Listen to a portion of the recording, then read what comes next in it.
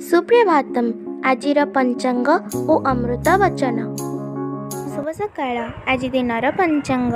आज श्री श्वेतवराह कल्पर वैवस्वत मन्वंतर द्वितीय परार्ध उत्तरायण ग्रीष्म ऋतु ज्येष्ठ मास शुक्लपक्ष चतुर्थी तिथि सोमवार चुकाप्त 5126 विक्रम संवत 2081 जून मासर 10 तारिख।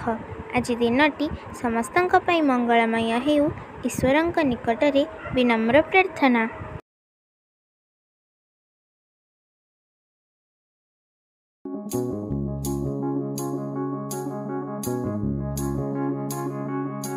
पानी रे डंगा रहिले क्षति नहीं, किंतु डंगा भितरे जेपरी पानी न पशे ताहेले बुड़ी जीव।